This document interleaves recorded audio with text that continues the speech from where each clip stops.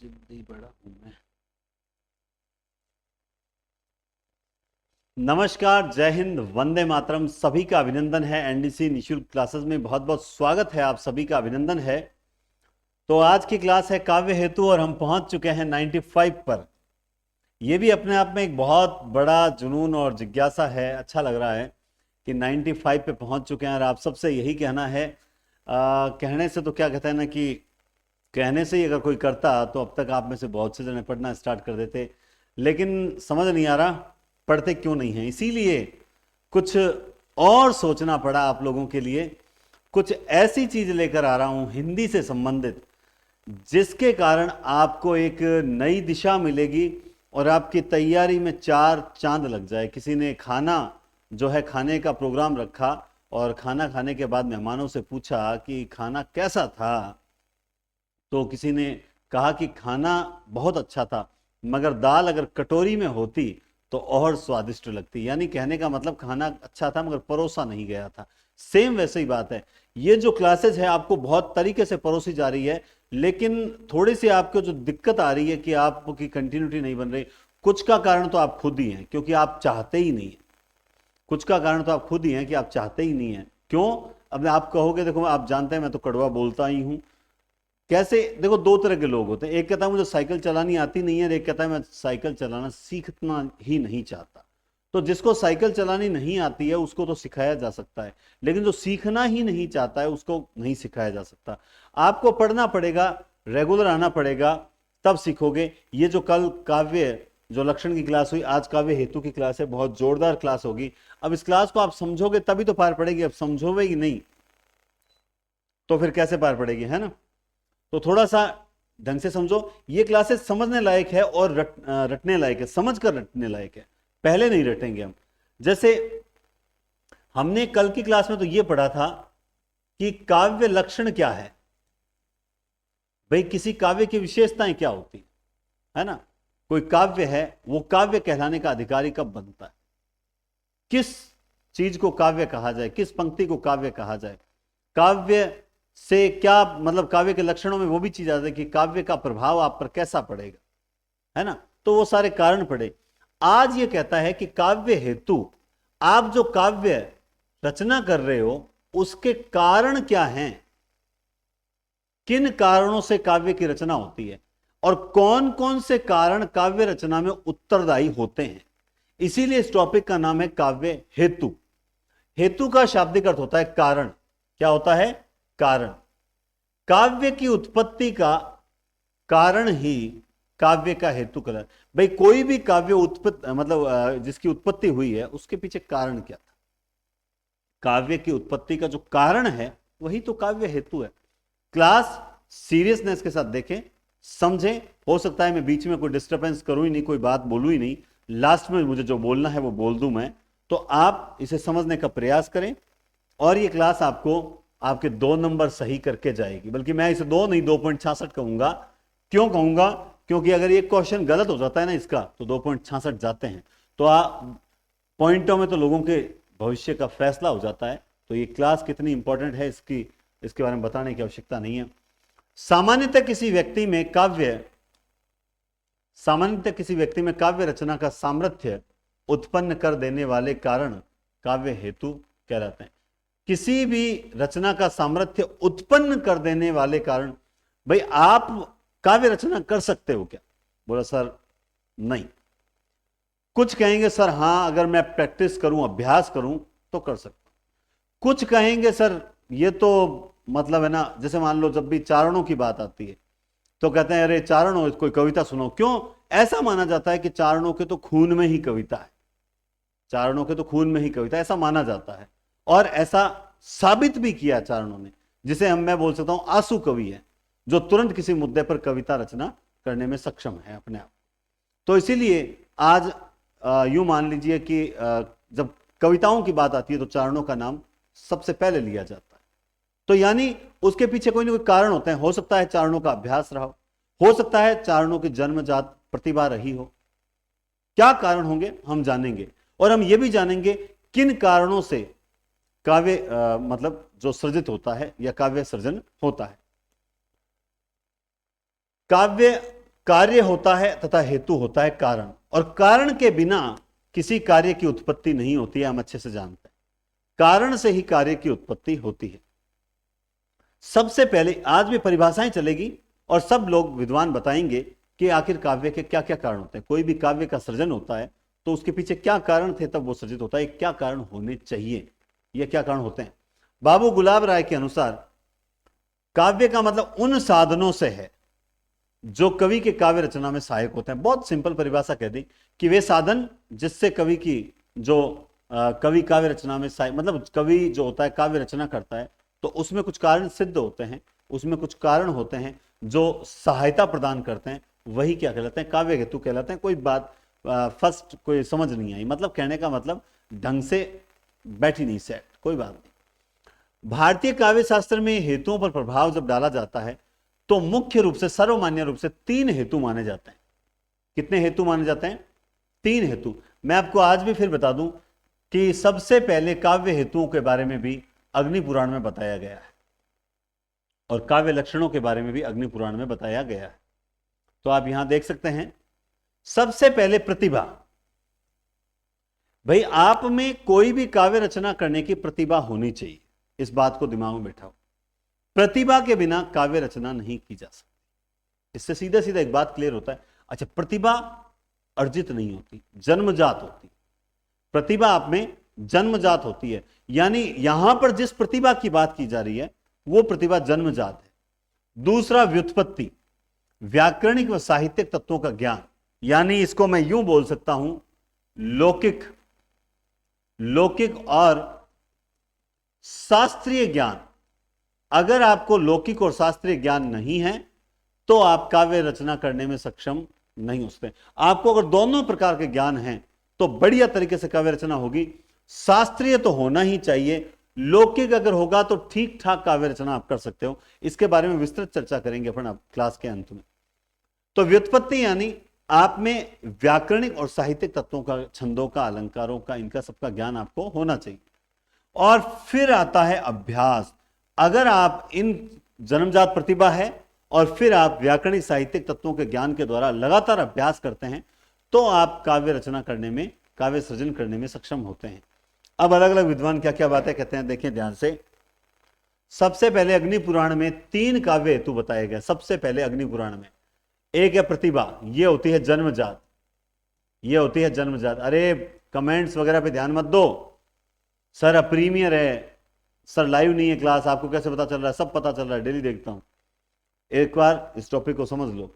वेद ज्ञान एक तरह से ज्ञान हो गया, यानी शास्त्रीय ज्ञान। वेदों से हम, मैंने अभी जो लौकिक और बताया था, तो यहां पे ये क्या कहना चाह रहा है, वेद ज्ञान से मतलब हो गया शास्त्रीय ज्ञान आपको होना चाहिए। और तीसरा है लोक व्यवहार का भी ज्ञान। सबसे पहले अग्नि पुराण में काव्य हेतुओं पर चर्चा की गई और अग्नि पुराण ने 3 काव्य हेतु बताए, एक प्रतिभा, दूसरा वेद ज्ञान और तीसरा है लोक व्यवहार। ये बताया किसने? अग्नि पुराण। अब एक मुझे इतना अच्छा लगा जब मैंने ये पहली बार पढ़ा था, आप ध्यान से समझना कितना अच्छा लिखा है दोस्तों। आप बहुत भाग्यशाली हो, आप बहुत भाग्यशाली हो। क्लास चल रही है? ओके, हाँ, आप बहुत भाग्यशाली हो। देखो क्या कहता है ये दोहा, समझना। क्लास सिलेबस के लिए नहीं होती, थोड़ा सा आपको सैद्धांतिक के साथ व्यवहारिक ज्ञान भी देखिए। नरत्वम दुर्लभम लोके विद्या तत्र सुदुर्लभा, कवित्वम दुर्लभम तत्र शक्तिस्त्र सुदुर्लभा। कितनी बढ़िया बात कि इस संसार में नरत्व दुर्लभ है। 84 लाख योनियों से हम जब मनुष्य जीवन में आते हैं तो संसार में इतने जन्म हैं, मनुष्य जीवन जो है वो बहुत दुर्लभ माना जाता है। और उसमें भी अगर आप विद्यावान नर हो, अगर आपको विद्या मतलब मां सरस्वती की कृपा अगर आप पे हो गई, तो मैं आपको रियल बता दूं कि वास्तव में आप बहुत श्रेष्ठ हो। अगर आपने सरस्वती माता की कृपा है तो आप बहुत श्रेष्ठ हो। कविता तो परम दुर्लभ है। और अगर विद्यावान होने के मतलब, यह बात हो गई। एक बात और कहते हैं कि कविता परम दुर्लभ है, लेकिन अगर कविता करने की आप में शक्ति आ जाए तो यह उससे भी दुर्लभ है। समझ रहे हो? मतलब कविता जो है वो बहुत परम दुर्लभ है प्राप्त होनी, अच्छी कविता प्राप्त होना परम दुर्लभ है। लेकिन अगर आप में कविता करने की शक्ति है तो ये उससे भी दुर्लभ है। कितनी अच्छी बात कही है, नरत्व दुर्लभम लोके विद्या तत्र सुदुर्लभ। मनुष्य जीवन जो मिला है हमें श्रेष्ठ कार्य करने के लिए मिला है। तो कृपया करके जो, चलिए मनुष्य बन गए, लेकिन अब जो है, अब कम से कम इतना प्रयास कीजिए कि आप काव्य शास्त्र पंक्ति, आप में प्रतिभा नहीं है काव्य रचना करने की, लेकिन एक आदत डालें। जब अक्सर क्या होता है, आप ईमानदारी से मैं बताता हूं आपके साथ क्या होता है, क्योंकि सास भी कभी बहू थी, मैं भी कभी स्टूडेंट था, तो मैं बताता हूं क्या करते हैं। हम पढ़ते समय ये जो ऊपर श्लोक होते हैं ना, इनको पढ़ते ही नहीं है, हम इसका हिंदी अनुवाद करके आगे चले जाते हैं। जब तक आप इन श्लोकों को नहीं पढ़ोगे तब तक आपको संस्कृत की महत्ता समझ नहीं आएगी, और संस्कृत लिखने वाले उन विद्वानों की महत्ता समझ नहीं आएगी। बस दिमाग में कचरा भरा हुआ होगा कि वो ऐसे मतलब संस्कृत लिखी है, मतलब ना गलत गलत ज्ञान दिया हुआ है, वहां छुआछूत है, जाति प्रथा है, ये कचरा ही दिमाग में आएगा और कुछ नहीं आएगा। मतलब इतनी अच्छी, यहां पे कोई जाति धर्म की बात नहीं है, मनुष्य जन्म प्राप्त होना श्रेष्ठ है, और उससे भी श्रेष्ठ है विद्यावान नर होना। आप विद्यावान हो तो आप बहुत श्रेष्ठ हो। आचार्य भामा कहते हैं, क्या कहते हैं, आज के क्लास में बीच बीच में आपको बहुत गजब चीजें मिलेगी। भामा कहते हैं काव्य अलंकार ग्रंथ में कि काव्य हेतु के बारे में कहते हैं कि गुरु देशाद हेतु शास्त्रम जड़ धीमोद्यप्लम, क्या है, जड़ धीमोड, ये यहां कोई मिस हो गया है ना, प्लम काव्यम तु जायते जातु कश्चित प्रतिभावत। शब्द अगर गड़बड़ हो गया तो फिर पढ़ने में अब यहां क्या कह रहा है, देखो यहां बहुत गजब बात करें। भामा ने प्रतिभा को ही, ये ही आते ही मतलब हो गया कि भामा कहता है कि असल में काव्य हेतु जो है वो केवल प्रतिभा है के रूप में से। भामा कहता है कि प्रतिभा है, यही एक काव्य हेतु है। अगर आप में प्रतिभा है तो ही काव्य रचना कर सकते हो। भामा कहते हैं कि अभ्यास से क्या होगा, अभ्यास से आप एक, मतलब आप देखो भामा का कहने का मतलब क्या हुआ, अभ्यास जो है ना, अभ्यास से एक जड़ बुद्धि व्यक्ति जो होता है वो काव्य पढ़ने लायक हो जाएगा। एक जड़ बुद्धि व्यक्ति काव्य पढ़ने लायक हो जाएगा अभ्यास से, लेकिन काव्य रचना करने के लिए उससे अभ्यास से पार नहीं पड़ेगी, वो उसमें प्रतिभा होनी आवश्यक ही है। क्योंकि अगर अभ्यास से काव्य रचना करना, अभ्यास से अगर काव्य रचना कर सकते, केवल अभ्यास से अगर काव्य रचना कर सकते हैं, पहले मैं आपकी राय जानना चाहूंगा, कमेंट करके बताएं क्या अभ्यास से काव्य रचना हो सकती है, यस एंड नो। केवल अभ्यास से क्या काव्य रचना की जा सकती है, यस एंड नो। क्या आप इतना इंपॉर्टेंट मानते हो मेहनत, यानी जिसे अभ्यास बोलते हैं, अभ्यास? आप में से पता नहीं क्या क्या आंसर आएंगे, यस एंड नो में से कोई एक आएगा। अगर केवल अभ्यास से काव्य सृजन हो सकता तो फिर कुत्ते को भी ट्रेनिंग दी जाती है, जानवरों को भी ट्रेनिंग या प्रशिक्षण या अभ्यास करवाया जाता है। क्या उनको अभ्यास करवा के हम काव्य रचना करवा सकते हैं? नहीं करवा सकते। यह जन्मजात प्रतिभा होनी ही आवश्यक है, इस चीज को मान के चलें तो समझ गए। यानी प्रतिभा काव्य हेतु में सबसे इंपॉर्टेंट तत्व है। और मैं भी आप में से आईक्यू लेवल, आपका किसी भी तरह का आईक्यू लेवल क्यों ना हो, मैं आपको काव्य हेतु समझाने की हिम्मत रखता हूं और मैं समझा दूंगा, क्योंकि मां सरस्वती की कृपा है और जन्मजात प्रतिभा है कि मैं अपनी बात को सरल तरीके से आप तक पहुंचा सकता हूं। इसीलिए देव कह के गए हैं, अभिधा उत्तम काव्य है मध्य लक्षणाहीन, यानी अभिधा शब्द शक्ति के माध्यम से मैं अपना ज्ञान आप तक पहुंचा सकता हूं। चलिए, दंडी ने काव्यादर्श जो ग्रंथ लिखा उसमें क्या कहते हैं, नैसर्गिक च प्रतिभा श्रुतम च बहु निर्मलम आनंदाश्च वियोगोश्च कारणम काव्य स्मृत। अर्थात जन्मजात प्रतिभा, क्या कहते हैं, देखो जन्मजात प्रतिभा, अत्यधिक निर्मल शास्त्रों का ज्ञान, ये वही बात आ गई, कौन सा, वो वेद ज्ञान जो अग्नि पुराण में आया था ना, वेद ज्ञान। देखो तो सही आप क्लास, मतलब लोग कहते हैं मैं याद नहीं होता, सब हम भूल जाते हैं, उनको मैं बताना चाह रहा हूं भूलते कुछ नहीं है, एकाग्रता की कमी होती है, एकाग्रता की कमी। कि जन्मजात प्रतिभा, अत्यधिक निर्मल शास्त्रों का ज्ञान तथा अत्यधिक अभ्यास ही काव्य रूपी संपत्ति का कारण है।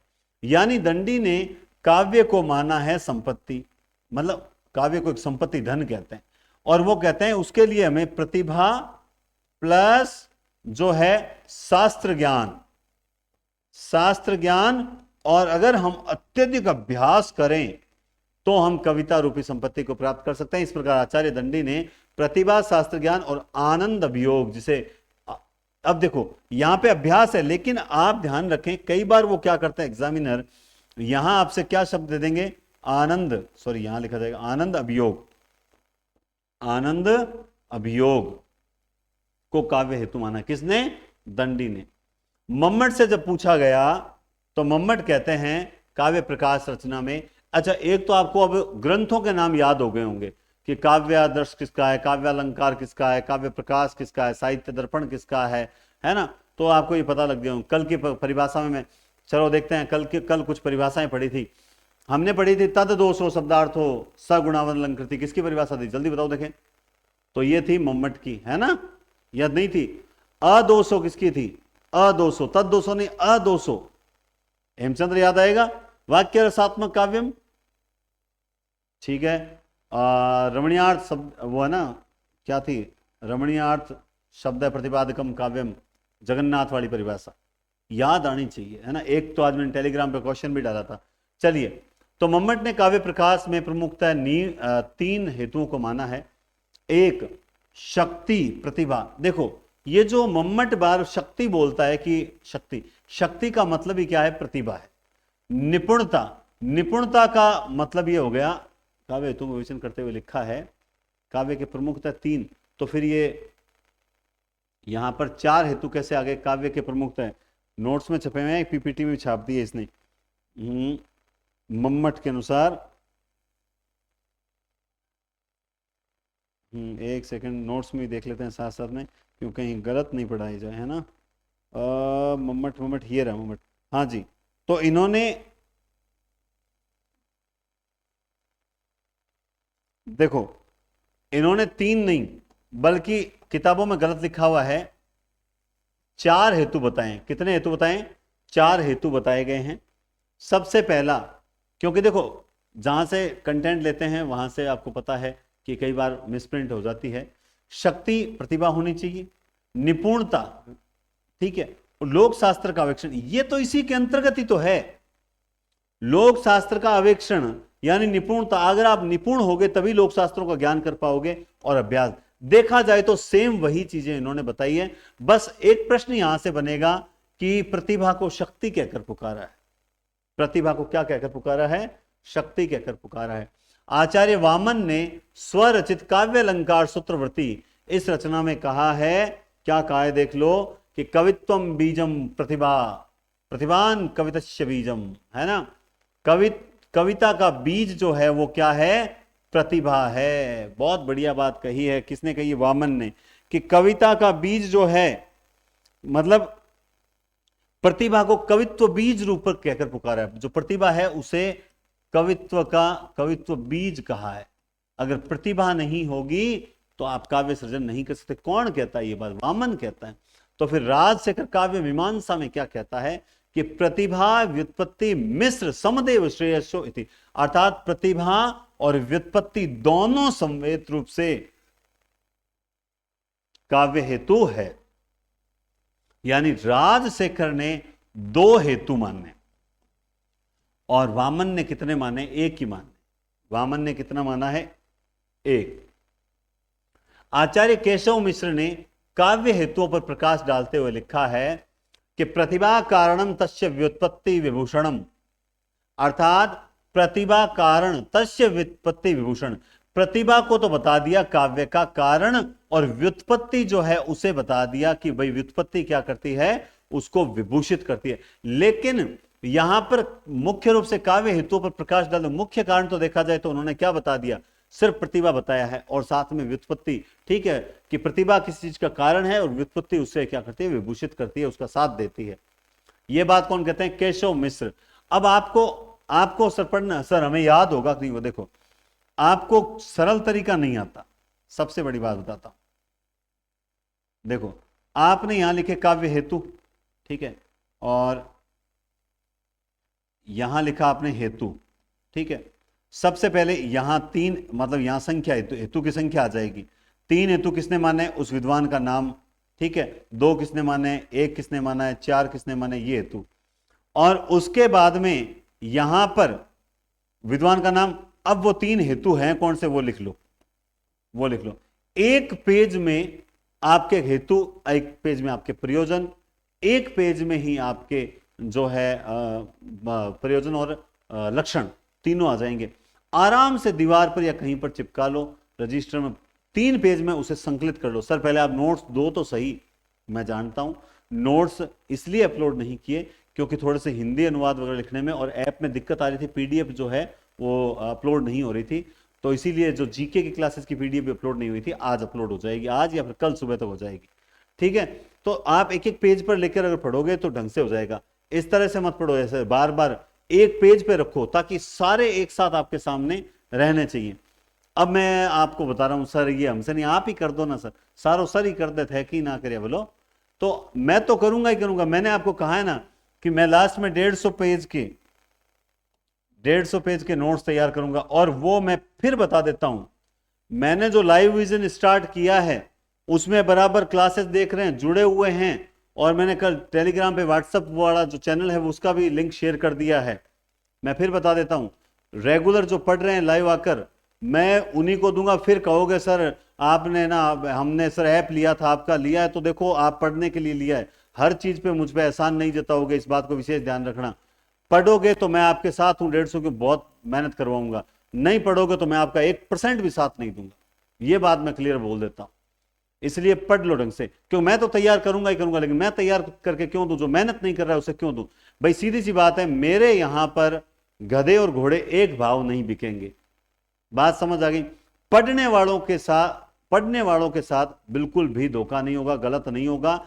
और बिना पढ़ने, ना पढ़ने वाले, कभी कभार आने वाले मौसमी स्टूडेंट्स जो हैं, मतलब उनके लिए, उनको और मेरे रेगुलर जो स्टूडेंट्स जो रेगुलर पढ़ रहे हैं, और बराबर मैं देखता हूं कई तो डीपी आजकल एनडीसी क्लासेस की लगा ली, उनको मैं प्रणाम करता हूं, सैल्यूट करता हूं, धन्यवाद आपके प्रेम के लिए। तो उनको और उनको एक साथ नहीं तोला जाएगा, मैं इस बात को क्लियर बोल देता हूं। फिर आप कहोगे सर आप भेदभाव करते हो और कमेंट करो, कुछ नहीं बिगड़ता है गलत कमेंट से, इस बात को दिमाग में बिठा लेना। ये गलत कमेंट्स करने, फिराक गोरखपुरी का वो दोहा, मुझे छंद दोहा क्या रुबाई याद आती है, जो मुझको बदनाम करे काश वे इतना सोच सके, मेरा पर्दा खोले है कि अपना पर्दा खोले। बिल्कुल, वो गलत कमेंट करके आप अपना ही नुकसान करोगे, कुछ नहीं, आप अपना ही कैरेक्टर बताओगे। बात यह, पढ़ोगे, मैं आपके साथ हूं, लास्ट तक साथ रहूंगा और हारने बिल्कुल भी नहीं दूंगा। नहीं पढ़ोगे तो भाई मैं तो किसी का साथ नहीं दूंगा, क्योंकि मतलब डेली एक पूरे दिन रहता है कि आज बढ़िया क्लास देनी है, और आप पढ़ते नहीं हो तो फिर ऐसा देखते हैं कि लाइव नहीं आते। इतना कहने के बाद फिर तो ऐसा लगता है कि क्या मतलब है, सर वैकेंसी नहीं आई, सर अभी तो वैकेंसी कब आएगी, वैकेंसी आएगी तब पढ़ेंगे सर। अच्छा मैं छोड़ दूं कल से ही पढ़ाना कि वैकेंसी आएगी तभी पढ़ाऊंगा? अरे ये तो यूट्यूब पे चल ही रहा है, वैकेंसी आती है तब तो बहुत से पढ़ाने स्टार्ट करते हैं। बिना वैकेंसी के जब आपको अच्छी क्लासेस मिल रही है तो उसका फायदा उठाओ ना यार। मेहनत और विद्या किसी का ऋण नहीं रखती है, याद रखना इस चीज को। 100वीं क्लास में बहुत गजब आप लोगों के लिए एक नई चीज लाया हूं जो आप में जागृति पैदा करे और आपको पढ़ने की ललक जगाए, और जो पढ़ रहे हैं वो और स्पीड से पढ़ना स्टार्ट करें। चलिए, तो केशव ने कहा प्रतिभा कारणम तस्य व्युत्पत्ति विभूषणम। पेपर में ये लाइन ही आ गई कि प्रतिभा कारणम तस्य व्युत्पत्ति विभूषणम। किसकी लाइन है? फलाने लक्षण किसने बताए? केशव मिश्र ने बताए हैं। लिखना पड़ेगा, याद करना पड़ेगा, जब टेस्ट होगा टेस्ट देना पड़ेगा। 9 टेस्ट अपलोड हो गए। और बता देता हूं, हिंदी पॉइंट पर कल या परसों जो रीतिकाल का संपूर्ण जो पाठ्यक्रम 100 क्वेश्चन का टेस्ट है ना, वो टेस्ट देकर मजा आ जाएगा। आप कहोगे सर क्या क्वेश्चन बनाए, इतना जोरदार टेस्ट बनाया हुआ है। अब देखते हैं, ठीक है ना। चलिए, कईयों को तो ये नहीं पता है कि टेस्ट का शेड्यूल क्या है, पता नहीं कहां सोए हुए। पंडित राज जगन्नाथ स्वरचित रस गंगाधर रचना में लिखते हैं कि तस्य च कारणम कविगता, तस्य च कारणम कविगता, केवल प्रतिबम, केवलम शब्द आ गया है, अर्थात केवल प्रतिभा ही काव्य का मुख्य कारण है। तो भामा के अलावा जगन्नाथ भी आ गए जो केवल प्रतिभा को ही काव्य हेतु मानते हैं। हेमचंद्र ने अपने शब्दानुशासन में लिखा है कि प्रतिभाष्य हेतु प्रतिभा नवोन्मेष शालिनी प्रज्ञा, अर्थात प्रतिभा काव्य का हेतु है तथा नित नवीन रसानुकूल विचार। देखिए ये बहुत बड़ी बात है। लोग पूछते हैं सर प्रतिभा होती क्या है, प्रतिभा की परिभाषा क्या है। यहां पे हेमचंद्र प्रतिभा की परिभाषा दे रहे हैं कि प्रतिभा काव्य का कारण है। तो बोला प्रतिभा होती क्या है। अरे प्रतिभा जो नित नवीन रसानुकूल विचार उत्पन्न करने वाली जो बुद्धि है ना, वही तो प्रतिभा है। कोई पूछे प्रतिभा क्या है, व्युत्पत्ति क्या है, अभ्यास क्या है, सर ये तो बताओ। तो प्रतिभा के लिए हेमचंद्र कहते हैं सर कुछ नहीं कहते। हेमचंद्र कहते हैं कि प्रतिभा काव्य का हेतु है जो नवीन नित नवीन रसानुकूल विचार उत्पन्न करने की जो बुद्धि है, जो नए नए आइडियाज आते हैं। जैसे मान लो मेरे दिमाग में आइडिया आया कि यार स्टूडेंट पढ़ नहीं रहे हैं और मतलब निरस्ता है थोड़ी सी, 2 दिन जागृत होते हैं, जब रिजल्ट आता है तब एक जोश होता है, ठंडा पड़ता है 2 दिन बाद, क्या करें ऐसा कि ये जुड़े रहे। तो एकदम से नया आइडिया आया। वही एक कवि के मन में है ना, नित नवीन रसानुकूल विचार उत्पन्न करने वाली प्रज्ञा या प्रतिभा होती है, वही बुद्धि होती है, वही प्रतिभा कहलाती है। बहुत बढ़िया परिभाषा दी है आचार्य हेमचंद्र ने प्रतिभा के बारे में। आचार्य सुखदेव मिश्र क्या कहते हैं, देखो सुखदेव मिश्र क्या कहते हैं कि कारण देव प्रसाद जी शक्ति कहत सब कोई, और व्युत्पत्ति और अभ्यास मिली, व्युत्पत्ति और अभ्यास मिली, त्रय बिनु काव्य न होई। इन 3 यानी प्रतिभा जनशक्ति, प्रतिभा, अभ्यास और व्युत्पत्ति, इन तीनों के बिना काव्य संभव ही नहीं है। यानी केवल प्रतिभा से पार नहीं पड़ती, आपको अपनी प्रतिभा को पहचानना भी पड़ेगा। और फिर जब आप शास्त्रों का, वेदों का ज्ञान लोगे तब आपको थोड़ा छंदों के बारे में पता चलेगा, फिर काव्य रचना होती है ना। श्रीपति ने, जो श्रीपति हैं, प्रतिभा को इसी प्रकार प्रतिभाषित करते हैं कि शक्ति, निपुणता, लोकमत, व्युत्पत्ति, अरु अभ्यास, 1 2 3 4 5, अरु प्रतिभा, और लास्ट में किसको दिया है, प्रतिभाते होत है ताको ललित प्रकाश। बहुत बढ़िया परिभाषा दी है। किसने दी है, आप देख सकते हैं किसने दी है, श्रीपति ने। श्रीपति ने दी है ना, कितना शानदार लिखा है कि शक्ति, निपुणता, लोकमत और व्युत्पत्ति अरु अभ्यास और अरु प्रतिभा थे होत थे ताको ललित प्रकाश। इन सब से ये सारे के सारे क्या हैं, काव्य हेतु। ये सब क्या है, शक्ति, ये सब क्या है, निपुणता, आप में निपुणता भी तो होनी चाहिए, लोक व्यवहार जिसे बोलते हैं, लोक व्यवहार, ठीक है, व्युत्पत्ति, अभ्यास और प्रतिभा, इन सब, ये सारे क्या हैं, ये सारे हैं काव्य हेतु हैं।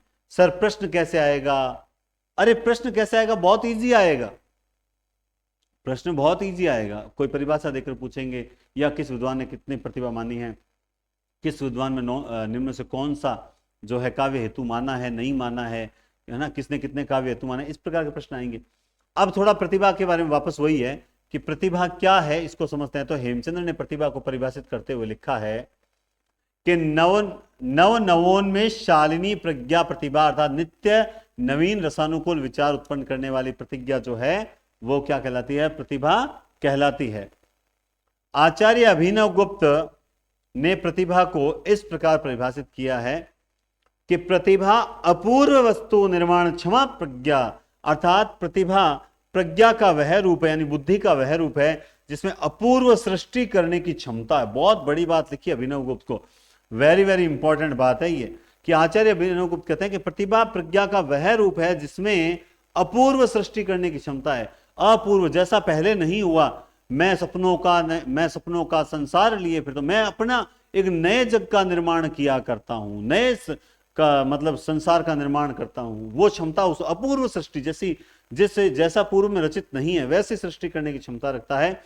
इसी के बल पर कवि काव्य रचना करने में समर्थ हो पाता है। बहुत बढ़िया परिभाषा लिखी है आचार्य अभिनव गुप्त ने, ठीक है ना। अब जैसे कल प्रयोजन आएंगे ना, तब आपके आएंगे कि भाई काव्य रचना करने के पीछे उद्देश्य क्या क्या होते हैं। तब आप जायसी का पढ़ोगे, तुलसीदास का स्वांत सुखाय पढ़ोगे, आदिकालीन साहित्य में जो कवि लिखते थे वो स्वाभिमान सुखाय के लिए लिखते थे। तो सबके अलग अलग प्रयोजन होंगे, किसी का अर्थ प्राप्ति होगा, किसी का यश प्राप्ति होगा, है ना। तो इस प्रकार से आचार्य कुंतक ने प्रतिभा को परिभाषित इस प्रकार किया है कि प्रतिभा वह शक्ति है जो शब्द और अर्थ में अपूर्व सौंदर्य की सृष्टि करती है नाना प्रकार के अलंकार, उक्ति, वैचित्र्य आदि का विधान, वो बात घूम फिर के वही आएगी कि प्रतिभा एक ऐसी बुद्धि है जो शब्द और अर्थ में या फिर अपूर्व सृष्टि करने की क्षमता रखती है, अपूर्व सौंदर्य का वर्णन करने की क्षमता रखती है प्रतिभा। आचार्य मम्मट ने प्रतिभा को शक्ति के नाम से, मैंने पहले भी ये बात नोट करवा दी थी आपको, कि मम्मट ने प्रतिभा को शक्ति के नाम से पुकारते हुए इसे काव्य के बीज रूप में स्वीकार किया। शक्ति कवित्वम बीज रूपम संस्कार विशेष। शक्ति कवित्व मतलब कवित्व का बीज रूप है, ये बहुत इंपॉर्टेंट परिभाषा है, याद रखना, ठीक है ना। शक्ति कवित्वम बीज रूप संस्कार विशेष, बहुत बढ़िया है ये भी। अब नगेंद्र अपने हिंदी के विद्वान प्रतिभा के बारे में परिभाषा देते हैं कि असाधारण कोटि की मेधा, मेधा है आप समझते हो बुद्धि, इसीलिए मेधावी बोलते हैं उसे, असाधारण कोटि की बुद्धि मानते हुए कहा है। मतलब एक तो बहुत बढ़िया प्रश्न यहां से ये बन गया कि किस विद्वान ने प्रतिभा को असाधारण बुद्धि माना है, तो वो माना है डॉक्टर नगेंद्र ने, मानते हुए प्रतिभा को नीरस और साधारण वातावरण अच्छे नहीं लगते। मतलब ये कहते हैं कि प्रतिभा को नीरस और साधारण वातावरण अच्छे नहीं लगते, जहां चमत्कार होना चाहिए, ऐसा मतलब चमत्कार का मतलब ऐसा वर्णन होना चाहिए जो मतलब वातावरण को, नीरसता को दूर कर दे, वातावरण को असाधारण बनाते। अर्थात कहने का मतलब प्रतिभा असाधारणता में खुलकर खेलती है। जब माहौल असाधारण हो जाता है तब प्रतिभा खुलकर खेलने लगती है। देखो प्रतिभा के बिना, आपने रामदर्शी दिनकर अपन पढ़ते हैं, रामदर्शी दिनकर की वो एक जो है ना कविता, रात यूं कहने लगा मुझसे गगन का चांद, आदमी भी क्या अनोखा जीव होता है। सुन रखिए कि नहीं सुन रखिए। मुझे रामदास दिनकर की जो 4 लाइनें, देखो मतलब कितनी अच्छी बात कही। ये आप पर लागू होती है, क्योंकि कहीं ना कहीं आप इसी प्रकार करते हो कि रात यूं कहने लगा मुझसे गगन का चांद, आदमी भी क्या अनोखा जीव होता है, उलझने अपनी बनाकर आप ही हंसता, नहीं, उलझने अपनी बनाकर आप ही फंसता, और फिर बेचैन हो जगता न सोता है। खुद ही उलझने बनाता है, खुद उसमें फंसता है, फिर ना हंसता है न रोता है, रात दिन न जगता है और न सोता है। मतलब ऐसी स्थिति में आ जाता है। ये जो लाइनें सोचने की जो कला है, ये अभ्यास से तो नहीं आई होगी, ये निश्चित रूप से मतलब प्रतिभा से आई होगी। आदमी का स्वप्न है वह बुलबुला जल का, ये पंक्तियां मतलब देखिए, आदमी का स्वप्न है, आदमी का स्वप्न है बुलबुल, पंक्ति क्या है, आदमी का स्वप्न है वह बुलबुला जल का, आज उठता और फिर कल फूट जाता है। आज स्वप्न देखा, कल फिर फूट गया, किंतु फिर भी धन्य ठहरा आदमी ही तो। फिर भी धन्य कौन है? आदमी है। स्वप्न देखता है ऐसा जो आज देखा कल फूट गया, फिर भी धन्य कौन है? आदमी, क्योंकि बुलबुलों से खेलता और बुलबुलों से खेलता कविता बनाता है। रामधारी दिनकर की जो पंक्तियां हैं, मैंने जब ये 4-5 पंक्तियां मैंने पढ़ी थी, तब मैंने रामधारी दिनकर को पूरा सर्च करना स्टार्ट किया और रामधारी दिनकर की एक के बाद एक बढ़िया बढ़िया कविताएं देखने लगा। क्योंकि इससे पहले मैंने सुना था कॉलेज लाइफ में कि आईएएस स्टूडेंट जो होते हैं वो रामधारी दिनकर को पढ़ना चाहते, तो मैं सोचता था कि एक दो कुरुक्षेत्र जैसी कोई कविताएं होती है तो बड़ी अच्छी होती है। ऐसा क्या लिख दिया रामधारी दिनकर ने? ये पंक्तियां जब मैंने पढ़ी थी, मैं न बोला किंतु मेरी रागिनी बोली, देख फिर, लाइन तो सही, देख फिर से चांद मुझ, मतलब ये जो पंक्तियां पढ़ी तब एक के बाद एक ऐसी कविताएं, तब मुझे एक चीज समझ में आई, मतलब एक के बाद एक ऐसी कविताएं देखी तब मुझे एक चीज समझ में आई। और वो चीज क्या समझ में आई कि बहुत सा साहित्य ऐसा है जो अभी तक तो हमने देखा ही नहीं, जो कविताएं हम तक पहुंची ही नहीं है। हम सिर्फ वही पढ़ रहे हैं जो हमें सिलेबस में पढ़ाया जा रहा है। और जब भी कभी अतिरिक्त पढ़ाने का प्रयास करते हैं तो मेरे पास एक फोन आया, मुझे याद आया, सर ये आप जो करवा रहे हो फर्स्ट ग्रेड का है या सेकंड ग्रेड का है? अब आप ये मत समझना मैं उनकी हंसी उड़ा रहा हूं, मैं बिल्कुल नहीं, लेकिन मैं उनको सचेत कर रहा हूं, मैं चेतावनी के साथ सचेत कर रहा हूं। सर आप ये पढ़ा रहे हो फर्स्ट ग्रेड का या सेकंड ग्रेड का है? मैंने कहा कैसे मैडम? बोला सर जब मैं पढ़ता हूं तो मुझे कुछ कठिन लगता है। बोला ये क्या है? तब मुझे लगता है ये फर्स्ट ग्रेड सेकंड ग्रेड में नहीं है, तो फर्स्ट ग्रेड का होगा। मतलब आपने जब आदिकाल पढ़ना शुरू किया तो कुछ आपको कठिन लगने लगा, तो आपको लगा कि नहीं ये सेकंड ग्रेड में नहीं आएगा। ये क्या कंफ्यूजन है, ये कौन सा कंफ्यूजन है? बिल्कुल भी कंफ्यूजन नहीं है। सर सिलेबस में हमारे है या नहीं है? सिलेबस में आपने सिलेबस नहीं देखा? एक जागरूक स्टूडेंट सिलेबस सबसे पहले नोट करता है, और जरूरत ही नहीं है, मैंने आपको बता भी रखा है कि आपके सिलेबस में क्या क्या है। अभी जो क्लासेज है वो प्योरली किसकी है? स्कूल व्याख्याता की है। लेकिन सेकंड ग्रेड वाले देख नहीं रहे, पता है क्यों? हमारे तो है ही नहीं सिलेबस में। सिलेबस जब एग्जाम विज्ञप्ति आ जाती है उसके बाद सिलेबस के इर्द गिर्द चला जाता है, उससे पहले जब बढ़िया क्लासेज मिले देख लेनी चाहिए। डॉक्टर नगेंद्र कहते हैं कि प्रतिभा असाधारण वातावरण में ही खुलकर खेलती, यह डॉक्टर नगेंद्र कहते हैं। सारांश तक कहेंगे कि प्रतिभा वह शक्ति है जो किसी व्यक्ति को काव्य रचना करने में समर्थ बनाती है। प्रतिभा के वास्तविक स्वरूप को निम्न बिंदुओं के द्वारा, अब अगर आप नहीं समझे तो समझोगे भी नहीं, और समझ गए तो आप समझ लो काव्य हेतु का क्वेश्चन गलत नहीं होगा। सबसे पहले प्रतिभा काव्य का मूल व प्रमुख हेतु है। Very very important. अगर थ्योरिकल प्रश्न आ जाता है कि प्रतिभा काव्य का मूल हेतु है, बिना प्रतिभा काव्य नहीं रचा जा सकता। प्रतिभा ईश्वर प्रदत्त शक्ति है, बिल्कुल। प्रतिभा अभ्यास से नहीं लाई जा सकती। वो आपको ऑप्शन में देगा कि प्रतिभा अभ्यास से प्रतिभा अर्जित की जा सकती है, हाँ, बिल्कुल भी नहीं। प्रतिभा नवोन्मेष शालिनी प्रज्ञा, नित नवीन रस की उत्पत्ति करने वाली होती है, बिल्कुल होती है। और प्रतिभा के बल पर ही कवि अपूर्व शब्दों, अपूर्व भावों, अलंकारों, उक्ति वैचित्र्य आदि का विधान करता है। जो नए नए आइडियाज आते हैं, तरीके आते हैं, कलाओं को बदलने का जो एक स्टाइल है, वो सब प्रतिभा के द्वारा ही होता है। समझ गए बात आप? तो ये लक्षण, अब वो क्या करेगा, ये 4 लक्षण जब देगा तो यहां ये चेंज कर देता कि प्रतिभा अभ्यास से अर्जित होती है। और जिन्होंने ढंग से नहीं पढ़ रखा, रट्टा मार रखा है, वो सोचेंगे हाँ यार एक प्रतिभा के बाद सेकंड नंबर अभ्यास ही तो आता है, तो होगा। इसीलिए क्लासेस बहुत इंपॉर्टेंट है, पढ़ा करो। आपको पता है 1 लाख, कल 77,000 थे, आज 1,79,000 79, यानी स्टूडेंट तो अपने चैनल तक पहुंच चुके हैं। लेकिन रेगुलर कितने पढ़ रहे हैं? 5,000 स्टूडेंट। कितने? 5,000। सीटें कितनी आएगी? बोला 1,200-1,500 सीटें, फिर भी 3,500 प्लस हैं। ठीक है, ये तो सिर्फ एक चैनल है, और कितने सैकड़ों चैनल है, वहां पर भी तो बच्चे पढ़ रहे हैं। ठीक है, उनमें से भी लगेंगे, क्योंकि मेहनती बच्चा लगना चाहिए, चाहे मेरे चैनल का हो चाहे किसी भी चैनल का हो, है ना। जहां अच्छा पढ़ाया जाता है वहां पढ़ो भाई, मैं थोड़ी कहता हूं कि, लेकिन मैं बेकार बिल्कुल नहीं पढ़ा रहा। इसलिए आप ईमानदारी से जी जान लगाकर पढ़े। चलिए, अब प्रतिभा के भेद, मान लो आपसे अगला पूछ लिया कि प्रतिभा के भेद कितने होते हैं, तो राजशेखर ने प्रतिभा के 2 भेद बताए, एक कार्यत्री और एक भावयत्री। कॉलेज लेक्चर में भी काम आएगा ये टॉपिक, एक कार्यत्री और एक भावयत्री। कार्यत्री और भावयत्री। कार्यत्री क्या होती है? कार्यत्री प्रतिभा, अच्छा एक और बताता हूं बीच में, कई स्टूडेंट बैठे बैठे सोच रहे होंगे अरे यार क्या है ये कार्यत्री भावयत्री, कुछ समझ ही नहीं आ रहा। पता है क्यों नहीं आ रहा? इसे पढ़ने में रस नहीं आ रहा आपको, रस यानी आनंद नहीं आ रहा आपको। रीजन, आप पर अभी भी तमोगुण, सतोगुण, रजोगुण हावी है।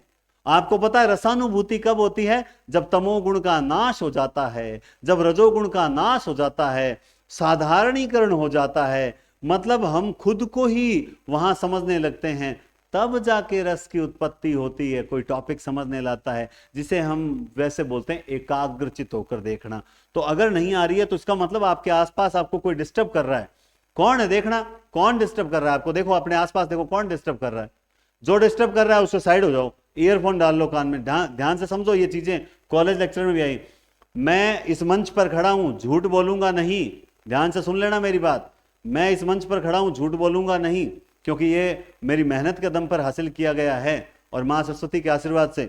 आज मुझे किसी स्टूडेंट ने फोन किया और मुझे एक बात बोली कि सर आपके जो ये नोट्स हैं जो इस बार मैंने तैयार किए हैं, इस बार मतलब समझ रहे हो, जो बुक के नोट्स तैयार किए हैं, क्योंकि मैं अपने ऑफलाइन बैच में बुक ही करवा रहा हूं। जो मेरी बुक आने वाली है मार्केट में, वो मैं अपने ऑफलाइन स्टूडेंट को पहले ही करवा रहा हूं। तो सर हमें वो देखो बुक के नोट्स सीधे बाहर निकाल नहीं सकते, इसलिए वो बुक है, लेकिन नोट्स को इनको विस्तृत रूप है। कहने का मतलब है जो आपको नोट्स मिले हैं हिंदी पॉइंट एप्लीकेशन में उनका विस्तृत रूप है, और बहुत जल्द आपके नोट्स भी जो हैं वो मैं ऐड करवा दूंगा, इसीलिए मैं इन टॉपिक्स को ऐड करवा रहा हूं आपके। तो आगे मेरी बात को ध्यान से समझे। तो फोन आया, बोला सर आपने ये जो नोट्स बनाए हैं ये पिछले कॉलेज लेक्चरर यानी असिस्टेंट प्रोफेसर के एग्जाम को देखते हुए बनाए हैं क्या? तो मैंने कहा नहीं, मैंने तो अभी तक वो पेपर ही नहीं देखे, क्योंकि मैंने फॉर्म जरूर लगाया था, अजमेर सेंटर आया था, मैं देने नहीं गया था क्योंकि उस वक्त मैं ट्रांसफर में बिजी था। तो बोला बिल्कुल नहीं बनाया। बोला सर आपके नोट से हमने साहित्य का क्वेश्चन मिला है, 120 क्वेश्चन मिल रहे हैं, 120 प्रश्न आपके साहित्य के नोट से मिल रहे हैं। इसका मतलब सर आपने इस बार जो नोट्स तैयार किए हैं वो बहुत जबरदस्त नोट्स हैं। इससे पहले ये बात मुझे मनोज जी रोज जो हैं, आप जानते हैं मेरे साथ हिंदी में जो स्कूल व्याख्याता जो मेरे साथ हिंदी की किताब में काम कर रहे हैं, उन्होंने भी मेरे नोट्स लेके बोला था, ये जो आपके पास है ना नोट्स, ये जो मैंने आपको हिंदी पॉइंट पे अवेलेबल करवा रखे हैं, बोला सर सेट का पेपर इससे बाहर गया नहीं था, और सर नेट का पेपर भी इससे बाहर जाएगा नहीं, और असिस्टेंट प्रोफेसर में भी सर साहित्य तो आपके नोट्स में से आ जाएगा। अब एक स्कूल व्याख्याता सिलेक्टेड टीचर जिसने 8-10 एग्जाम निकाले वो ये बात बोल रहा है, और एक फ्रेशर स्टूडेंट जिसने मैच करके मिलाया कि वास्तव में जो पढ़ रहा हूं वो बेस्ट है या नहीं, उसने भी ये बात बोली। ये बहुत बड़ी बात होती है। मैं ये नहीं कह रहा मैं घमंड, कुछ नहीं है, मां सरस्वती करवा रही है, क्योंकि मैं तो ये कहता हूं सब कुछ पहले से निर्धारित है, इसलिए मैं पहले कुछ भी नहीं बोलता कि मैं बेस्ट हूं, अहम मेरे में बिल्कुल भी नहीं है। मैं खुद कहता हूं नहीं है, नहीं है मतलब नहीं है, इसलिए कह रहा हूं आप पढ़ो, ढंग से पढ़ो, मेहनत अपने आप बोलेगी। चलिए, तो डिस्टर्बेंस हटा दिया, जो भी इधर उधर डिस्टर्ब कर रहा था। ओके, देखिए कार्यत्री प्रतिभा क्या होती है? कार्यत्री प्रतिभा जन्मजात होती है। अब पेपर में प्रश्न कैसे आया, निम्नलिखित में से कौन सी प्रतिभा जन्मजात होती है? अल्लो सर, बस छोटा सा प्रश्न बनाया। तो अब जिसने नहीं पढ़ रखा, अरे यार इतना डीप आता ही नहीं है फर्स्ट ग्रेड में, वो तो गया काम से। कार्यत्री प्रतिभा जन्मजात होती है, इसका संबंध कवि से है, अर्थात कवि जिस शक्ति से काव्य रचना करने में समर्थ होता है वही कार्यत्री प्रतिभा कहलाती है। लो, इतना सिंपल। कार्यत्री प्रतिभा जन्मजात होती है, इसका संबंध कवि से होती है जिस शक्ति से काव्य रचना करने में वह समर्थ बनता है, यानी जिस बुद्धि से वो नए उपमान, नए अलंकार, नए विधान, नए भावों का बोध करवाता है, वही तो कार्यत्री प्रतिभा है। बस हो गया साहब, काम तमाम। सर भाव्यत्री क्या, चलो पढ़ते हैं सर, फटाफट, कंट्रोल नहीं हो रहा सर, अब तो एक्साइटमेंट बढ़ता जा रहा है, रजोगुण तमोगुण समाप्त हो गए, अब तो सतोगुण हावी होता जा रहा है। भाव्यत्री प्रतिभा का संबंध पाठक से है। कार्यत्री यानी करने वाला कौन है? कवि। और भाव उत्पन्न किसमें हो रहे हैं? पाठक में। तो भाव्यत्री प्रतिभा का संबंध है पाठक से, अर्थात पाठक जिस शक्ति से किसी कविता को समझता है वही भाव्यत्री प्रतिभा। तो मैंने तो अपनी कार्यत्री प्रतिभा से आपको समझा दिया। अब भाव्यत्री, जिस प्रतिभा से आप इस चीज को समझ रहे हो वो है भाव्यत्री प्रतिभा। अब आपको जिसको समझ आया उसमें यह प्रतिभा है, और जिसको नहीं आया उसमें यह प्रतिभा नहीं है। अब मुझे पता कोई नहीं बोलेगा कमेंट में कि मुझे समझ नहीं आया, सारे बोलेंगे मुझे समझ आ गया। ठीक है, तो कुल मिला के कार्यत्री और भाव्यत्री। तो लग रहा है ना कि ऑफलाइन की तरह पढ़ रहे हैं। कहीं कहता है सर ऑफलाइन ऑनलाइन, मैं बुलाऊंगा, सबको बुलाऊंगा ऑफलाइन, लेकिन समय आने पर हर चीज ऋतु आए फल होए, माली सिंचे सो घड़ा ऋतु आए फल होए, है ना। चलिए, तो अब दुनिया में ब्रह्मा जी यार पूछने लगे कार्यत्री भाव्यत्री प्रतिभा क्या होती है? तो थे फट ने बताया कि गुरु जी कार्यत्री कवि संबंधित हुआ है, यानी कवि काव्य रचना करे बिरमा एक प्रतिभा हुआ है, और भाव्यत्री पाठक में यानी पढ़े जन भी आनंद आना चाहिए, आनंद नहीं आए मतलब प्रतिभा ही को नहीं। समझ के बात आप। चलिए, अब बात करते हैं अपन व्युत्पत्ति के बारे में। कब से आ रही है व्युत्पत्ति? अभ्यास प्रतिभा, व्युत्पत्ति अभ्यास प्रतिभा, आखिर ये है क्या? सामान्यतः किसी शब्द की रचना का ज्ञान ही व्युत्पत्ति। देखो समझ जाओ क्या कह रहा है। सामान्यतः कोई भी रचना का, किसी भी रचना का ज्ञान ही क्या है? प्रतिभा है। किसी भी रचना का ज्ञान होना प्रतिभा है, व्युत्पत्ति है, सॉरी। परंतु यहां व्युत्पत्ति का शाब्दिक अर्थ है निपुणता, पांडित्य और विद्वत्ता, ये अर्थ है इसके। तो अब प्रश्न कैसे बना? सर प्रश्न कैसे आएगा? प्रश्न ऐसे आएगा, बड़े बड़े गच्चा खा जाएंगे। प्रश्न ऐसे आएगा कि व्युत्पत्ति से तात्पर्य नहीं है। क्या प्रश्न आया? व्युत्पत्ति से तात्पर्य नहीं है, व्युत्पत्ति का अर्थ नहीं है, व्युत्पत्ति से संबंध नहीं है, ऑप्शन ए निपुणता, ऑप्शन बी पांडित्य, ऑप्शन सी विद्वता और ऑप्शन डी कोई एक और होगा। तो ध्यान रखो, निपुणता, पांडित्य, विद्वता, इन तीनों का मतलब ही क्या है? व्युत्पत्ति है। अब बोलो समझ आई कि नहीं है? अरे गुरुजी, कुछ विद्वान लोग ज्ञान की उपलब्धि को व्युत्पत्ति कहते हैं। अरे ज्ञान की उपलब्धि तो शास्त्रों के अध्ययन और लोक व्यवहार के अवेक्षण से होता है। ज्ञान की उत्पत्ति क्या कह रहा है? हाँ, ज्ञान की उपलब्धि ही व्युत्पत्ति नहीं होती। उत्पत्ति का मतलब निपुणता, पांडित्य और विद्वता, ये चीज अर्थ होता है व्युत्पत्ति के। राजशेखर ने व्युत्पत्ति का अर्थ बताते हुए बताया, क्या बताते हैं कि उचित अनुचित विवेको व्युत्पत्ति, यानी उचित और अनुचित का निर्णय करने का जो विवेक है वही तो व्युत्पत्ति है। भाई आप एनडीसी क्लासेस बेस्ट है या नहीं है, हमें एनडीसी पे पढ़ना चाहिए या नहीं पढ़ना चाहिए, ये विवेक अगर आप में है ना, तो आप मतलब निश्चित रूप से आप में व्युत्पत्ति की क्षमता। आप एक बात देखो, और ये बहुत कम लोगों में होता है। मैं बताता हूं, हम लोग क्या पब्लिसिटी में बहुत आते हैं। वही बात है कि जब देखे मार्केट में देखो, और आप में से मुझे कितने स्टूडेंट पूछते हैं सर किताबें बताओ, मैं क्या कहता हूं? अभी कुछ नहीं, अभी कुछ नहीं, अभी कुछ नहीं, अभी कुछ नहीं। कुछ स्टूडेंट बड़े समझदार होते हैं, समझ जाते हैं सब मेरा इशारा कि अभी विज्ञप्ति से पहले किताब लेना समझदारी नहीं है। क्लासेस देखते रहो, कंटिन्यूटी जारी रहेगी। लेकिन कुछ दौड़ते हैं किताबों की दुकान पे, दौड़ते हैं किताबों की दुकान, हां लेके आके पटक देते हैं, पढ़ते हैं। अरे बजाय इसके, फिर जब विज्ञप्ति में एक आध पॉइंट भी चेंज हो गया सिलेबस में, तो नई किताब की ओर चक्कर जाएंगे और फिर उलझ के रह जाते हैं। यानी वो पूरे टाइम इसी पचड़े में पढ़ के अपना कैरियर खराब कर लेते हैं। कुछ समझदार हैं जो एक बार कोर्स कर रहे जा रहे हैं। ऐसे स्टूडेंट भी मौजूद हैं जो दो बार पढ़ रहे हैं, दूसरी बार क्लासेस पढ़नी स्टार्ट कर दी। मैं कहता हूं ईश्वर आपका सिलेक्शन जरूर करवाए, आपकी मेहनत रंग लाएगी, और मेहनत धोखा कभी नहीं देती, मेरा वादा है आपसे।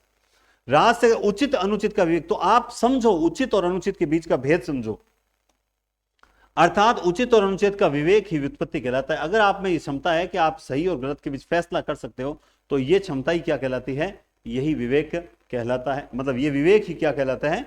व्युत्पत्ति कहलाता है। इस प्रकार आचार्य रुद्रट ने भी छंद, अलंकार, व्याकरण, कला, पद, पदार्थ के उचित अनुचित के सम्यक ज्ञान को, अब यहां पे थोड़ा सा रुद्रट ने चेंज कर दिया। बोला यहां पे उचित अनुचित से यह तात्पर्य है कि भाई छंद कौन सा उचित है, कौन सा अनुचित है, कौन सा यहां पर मतलब किस बात के लिए किस छंद की जरूरत। जैसे हम वीर रस में लिखते हैं तो हम कवित सवैया का सहयोग लेते हैं। जब हम नीति या फिर श्रृंगार पे लिखते हैं तब हम लेते हैं दोहे छंद का प्रयोग लेते हैं नहीं लेते हैं। तो इस प्रकार से इन चीजों का ज्ञान ही व्युत्पत्ति कहलाती है। मम्मट कहता है व्युत्पत्ति को निपुणता के नाम से पुकार दो। ये लो प्रश्न बन गया भाई, ये लो, वेरी इंपॉर्टेंट। यानी मम्मट ने व्युत्पत्ति को क्या कहकर पुकारा है? बहुत गजब प्रश्न बन गया। निपुणता, तथा कहा है कि यह निपुणता चराचर जगत में निरीक्षण और काव्य आदि के अध्ययन से प्राप्त होती है। अच्छा, निपुणता प्राप्त कैसे होती है? वो होती है चराचर जगत के निरीक्षण और काव्य आदि के अध्ययन। मतलब आपको इसके लिए शास्त्रों का, काव्य का अध्ययन करना पड़ेगा, तब आप निपुण हो। जैसे निपुण को मतलब पारंगत। सर आपको हिंदी बहुत आती है। जैसे हमारे पहले एक स्टूडेंट रह चुके हैं, लेकिन मैं उनको मतलब स्टाफ साथी कहूंगा, पूजा पारिक, जो बीकानेर से थे, जो ऑल इंडिया नवोदय विद्यालय में सेकंड रैंक आए थे, पूरे भारत में सेकंड रैंक। जब मुझे कोई नहीं जानता था, नॉर्मल कुछ बीकानेर के स्टूडेंट्स मुझे जानते थे, उस वक्त टेस्ट सीरीज में वो थे और लगातार मार्गदर्शन मिला तो सेकंड रैंक आए नवोदय। उसके बाद वो असम में पोस्टेड हुए, फिर वो शायद कश्मीर की ओर गए, अब वो पंजाब में हैं। उनका फिर जैसे कल फोन आया, बोला सर असिस्टेंट प्रोफेसर की तैयारी करनी है, मार्गदर्शन आपका ही चाहिए, और मुझे भरोसा है कि मैं आपकी क्लासेस भी मैंने देखी सर, मुझे भरोसा है मैं निकाल लूंगी। ये कॉन्फिडेंस है। लेकिन ये कॉन्फिडेंस, तब उन्होंने बोला सर आपको हिंदी बहुत ज्यादा आती है। नहीं, ज्यादा कुछ नहीं आती है, आप लगातार पढ़ते रहोगे, अभ्यास है, अभ्यास से थोड़ी निपुणता आने लगती है। कुछ काव्य पढ़ने में रुचि है तो काव्य आदि का अध्ययन करता हूं। कुछ चरा जगत निरीक्षण से मतलब कुछ तुलनात्मक पंक्तियों का निरीक्षण करना, कुछ लाइनों से अर्थ निकालना। जैसे मैंने आपको अभिधा सब शक्ति पढ़ाई, उसमें वो परम रम्य आराम यह है, राम ही सुख देत, जो आराम शब्द आया, तो आराम का अर्थ हमने बगीचा लिया, यानी शब्दकोशीय अर्थ उसका बगीचा है। इससे मेरे दिमाग में आया कि यार अप्रतित्व दोष में भी ऐसा कुछ होता है। इसका मतलब अप्रतित्व दोष के उदाहरण किस में आ सकते हैं? अभिधा सप्तशती में आ सकते हैं। ये कैसे? ये होता है निपुणता, ये लगातार काव्य आदि के अध्ययन करने से प्राप्त होता है। और आप जब अध्ययन करते रहोगे, लेकिन आपका उद्देश्य सिलेक्शन फिलहाल, तो आप फिलहाल सिलेक्शन लीजिए, फिर आप में से अगर कोई अच्छे विद्वान आगे बढ़ना चाहेंगे उनको मैं जरूर अपने से जोड़ूंगा। मुझे भी हिंदी के जो स्टूडेंट जो मेरा सहयोग कर सकते हैं ऐसों की बिल्कुल आवश्यकता रहेगी भी, लेकिन पहले खुद को साबित करना पड़ेगा कि आप अच्छे स्टूडेंट हो, आप पढ़ते हो और आप सीट निकाल रहे हो। लेकिन जिस दिन लोग लग जाते हैं ना, उस दिन साबित करने के अरे यार छोड़, टाइम ही नहीं मिलता, परिवार के साथ समय बिता रहे हैं। भगवान ने सबको 24 घंटे ही दिए हैं, मैनेज खुद को ही करके चलना पड़ेगा। इस बात को दिमाग में बिठा लेना।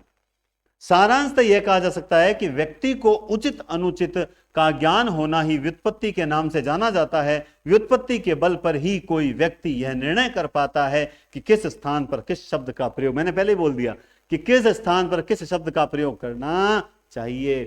छंद, व्याकरण, अलंकार, कला, पद, इन सब का ज्ञान कि विवेक जो है ना, उसका निर्णय हमें कहां लेना है? उसका निर्णय हमें इस बात पर लेना है कि हमें इसके लिए कौन से छंद की आवश्यकता है, कौन से अलंकार की आवश्यकता है, कौन से जो है क्या कहते हैं शब्द की आवश्यकता है। ये ही क्या कहलाती है? व्युत्पत्ति कहलाती है। आइए, वहां कार्यत्री और भाव्यत्री, यहां व्युत्पत्ति के दो भेद, शास्त्रीय और लौकिक। मैंने आपको पहले ही बता दिया था, शास्त्रीय और लौकिक ये यहां पर है।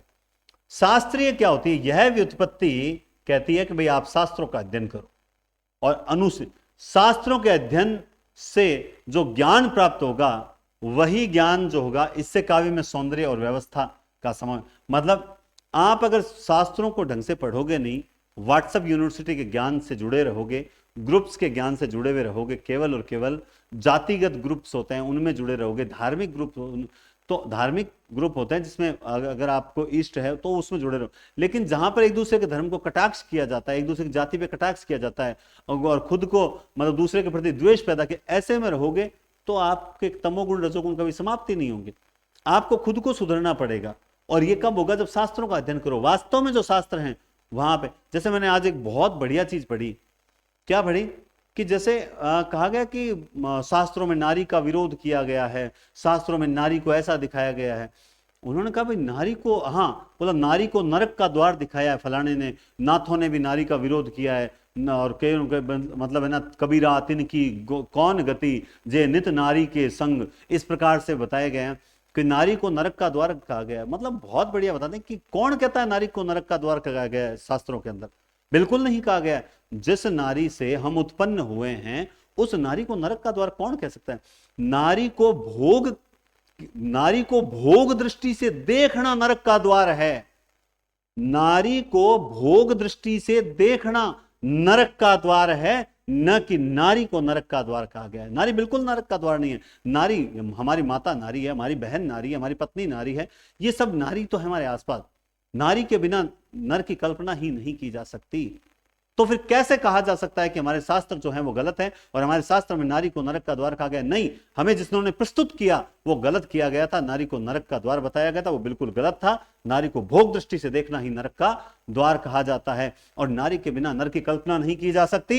इस बात को मैं बहुत अच्छे तरीके से बता सकता हूं। अगर शिव में से नारी क्या है? नारी नर का श्रृंगार करती है, नारी नर का श्रृंगार करती है। जिस प्रकार शिव में ये जो मात्रा है ये नारी है, शिव पर जो मात्रा है ये नारी है। अगर इस मात्रा को हटा लिया जाए तो पीछे सिर्फ सौ बचता है, और सौ का इस संसार में कोई लेना देना नहीं है, सौ का इस संसार में कोई वैल्यू नहीं है। तो कौन कह सकता है कि नारी नरक का द्वार है? बिल्कुल भी नहीं है। यह ज्ञान प्राप्त होगा इन शास्त्रों के अध्ययन से, अच्छा पढ़ने से। हिंदी साहित्य का अभ्यर्थी होकर भी अगर आप इन चीजों को नहीं समझोगे और आगे इस ज्ञान का प्रचार नहीं करोगे, आने वाली पीढ़ी को नहीं सुधारोगे, नैतिक पतन नहीं रोकोगे, तो एक दिन हम सब का पतन सुनिश्चित है। जिस प्रकार मैं कहता हूं विजय सुनिश्चित है। तो यह व्युत्पत्ति शास्त्रों के अध्ययन एवं अनुशीलन से प्राप्त होती है तथा इससे काव्य में सौंदर्य एवं व्यवस्था का समावेश होता है। लौकिक व्युत्पत्ति क्या कहती है? लौकिक, अब ये शास्त्रों से संबंधित, इस लोक से संबंधित है। बीच में 2-3 शब्द आए थे, लोक मत, लोक व्यवहार, उनसे संबंधित। यह व्युत्पत्ति लोक के निरीक्षण, यानी प्रयोगवादी जो कवि हैं वो एक तरह से इस लौकिक व्युत्पत्ति से संबंधित है। लोक के निरीक्षण से उत्पन्न होती है। इस व्युत्पत्ति से विषय की सम्यक प्रस्तुति संभव होती है।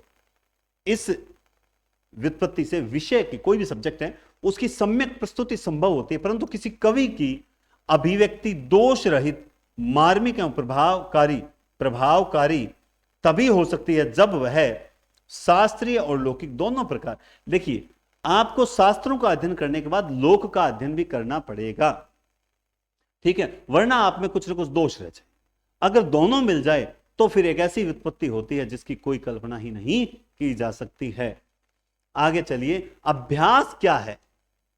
क्या है अभ्यास? क्या है ये जो तीसरा आया अभ्यास, किसी कार्य का बार बार दोहराव करना ये अभ्यास कहलाता है। वामन कहते हैं अभ्यासो ही कर्मशः कौशलम भावहीति, अर्थात अभ्यास के द्वारा ही कवि कर्म में कुशलता प्राप्त की। हाँ, आप में प्रतिभा जन्मजात हो सकती है, लेकिन अभ्यास के द्वारा आप उसमें कुशलता प्राप्त कर सकते हैं, आप उसमें पारंगतता प्राप्त कर सकते हैं। दंडी ने अभ्यास को, अब दंडी की बात आती है तो दंडी ने अभ्यास को काव्य का प्रमुख हेतु माना है।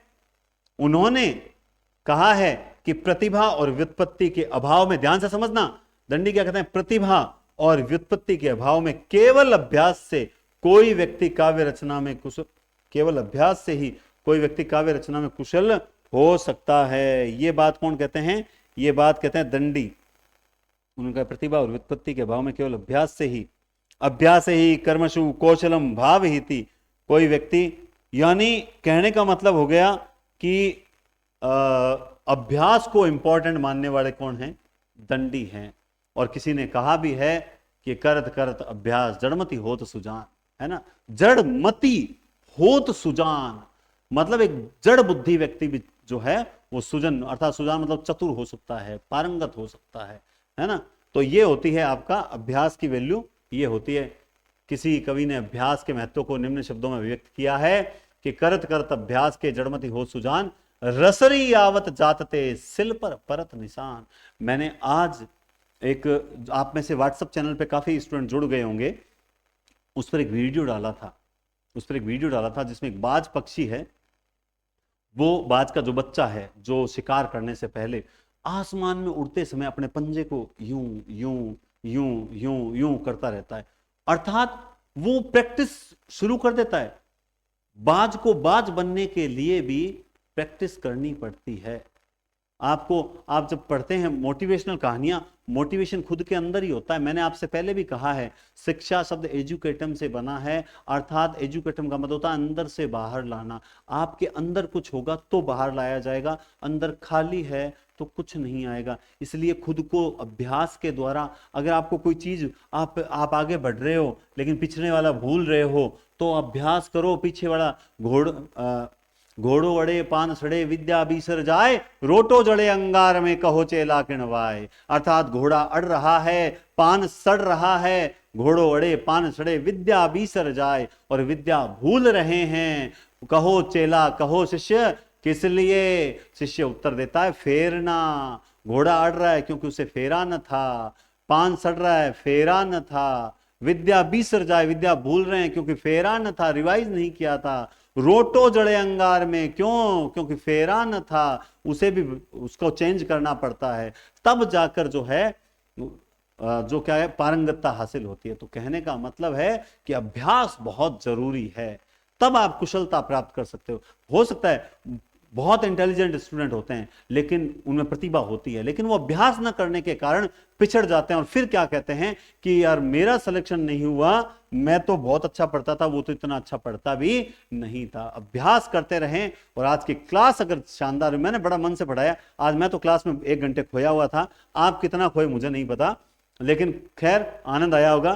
तो रीतिकाल का जो आज की क्लास बस काव्य में हो गया, हेतु हो गया, कल हम काव्य प्रयोजन पढ़ेंगे, बहुत बढ़िया क्लास होगी कल की भी।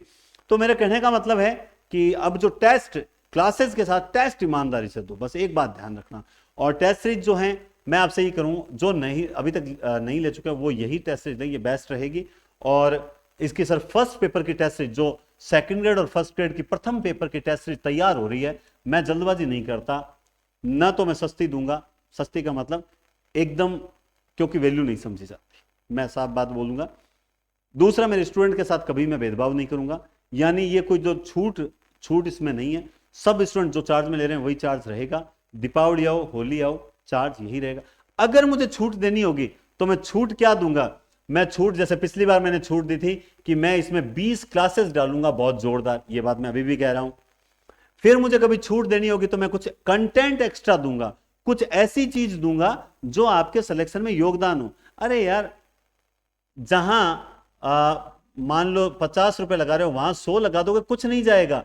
लेकिन अगर मान लो एक बार मैंने सस्ती दे दी आपको और उसके बाद मैंने उसमें कुछ कंटेंट वगैरह ढंग का नहीं दिया, मान लो नोट्स वगैरह कुछ पैटर्न क्यों, सामग्री पूरी देनी पड़ेगी ना, सामग्री पूरी नहीं देंगे फिर सिलेक्शन चूके तो मतलब नहीं। और वरना एक बार अगर 100 की जगह मैं कह रहा हूं 1000 लग गए लेकिन सिलेक्शन हो गया तो सोच के देखो, रोंगटे खड़े हो जाएंगे कि सिलेक्शन हो गया मेरा। सबके मुख पे प्रसन्नता आ गई होगी, मुझे 100% पता है। मैं तो सोचता हूं ना, मेरी आंखों में आंसू आने लग जाते हैं सोचने के साथ। और किसका सिलेक्शन? मेरे तो 5 साल की सर्विस हो जाएगी, अभी 28-29 सितंबर को 5 साल की सर्विस हो जाएगी। आपके सिलेक्शन का जब सोचता हूं ना, तब प्रसन्नता आ जाती है। स्टूडेंट जो है वो हो सकता है एक दिन भूल जाए, लेकिन टीचर जो होता है ना, जो स्टूडेंट के लिए करता है, और स्टूडेंट जो बाद में जब सेलेक्ट होता है तब उसे वो जिंदगी भर याद आता है कि वो लड़का था, वो सेलेक्ट हुआ था। हाँ, सबसे ज्यादा टीचर को, मतलब एक जो वास्तव में शिक्षक है और शिक्षक के गरिमा को समझता है ना, वो ये जानता है उसे सबसे ज्यादा प्यार स्टूडेंट से होता है। मैं कहता हूं मां तो खैर ईश्वर का, मतलब पिता और गुरु दो ही होते हैं जो संसार में आपको अपने से ऊपर देखना चाहते हैं, और बाकी कोई ऊपर नहीं देखना चाहता। मैं 2010 से पढ़ा रहा हूं। कब से? 2010 से। आपको रियल बताऊं, 2010, 11, 12, 13 के आसपास का जो समय था, जो लोग जिनसे मैं बात करना चाहता था, जो लोग मुझसे बात नहीं करते थे, मैं समझ रहा हूँ, इससे बात करना भी सोचता कि ये क्या है, क्योंकि उस वक्त हमारी पारिवारिक स्थिति बहुत डाउन थी। आप में से बहुत जनों की पारिवारिक स्थिति डाउन होगी, आर्थिक स्थिति बहुत कमजोर थी। जो लोग आर्थिक स्थिति, तो मैं कोई रोना थोड़ी रोता था, तो वो जो लोग बात नहीं करना चाहते, आज वो कहता नहीं, चला चला के मतलब वही लोग संपर्क कर रहे हैं। मेरी क्या औकात है? मैं जिणरो शरणों लियो हमारी 20 बुझाड़ी मात।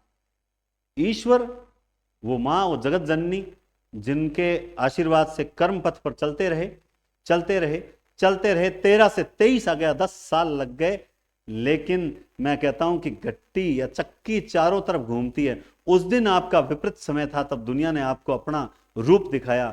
आज आपका वो घूम के आएगा, समय आपके पास भी आएगा। समय चलायमान है, वो रुकेगा नहीं। उस दिन आपको रूप नहीं दिखाना उनकी तरह, फिर आप में और उनमें फर्क क्या रह जाएगा? आपको उस वक्त ये एकदम नम्रता से रहना है कि नहीं, मुझे तेरे से कोई द्वेष नहीं है। समय था, वो मेरी परिस्थितियों से तू प्रेम करता था, आज तू मेरी नफरत करता था, और आज मेरी परिस्थितियों से प्रेम करता है। तो मस्त रहो, आनंद के साथ रहो, बढ़ते जाओ, न तानों की परवाह करो, न बढ़ाइयों की परवाह करो। अगर मन में कभी बढ़ाई आने लगे तो 3 बार शिव शिव शिव बोल दें, हरि अर्पण है, बढ़ाई किसी काम की नहीं। खैर, ज्यादा ज्ञान देने लग जाऊंगा मैं, वो राधा वल्लभ संप्रदाय में दीक्षित होना पड़ेगा। तो हिंदी पॉइंट एप्लीकेशन डाउनलोड करें और व्हाट्सएप चैनल, टेलीग्राम चैनल, सब इनसे जुड़े हुए रहें। बहुत बढ़िया कंटेंट मिलता रहेगा और हम ऐसे ही आगे बढ़ते रहेंगे, पढ़ते रहेंगे। और 100वीं क्लास का इंतजार आप भी कर रहे हैं, मैं भी कर रहा हूं। उस दिन कुछ धमाकेदार घोषणा करेंगे। बहुत बहुत धन्यवाद, टेक केयर।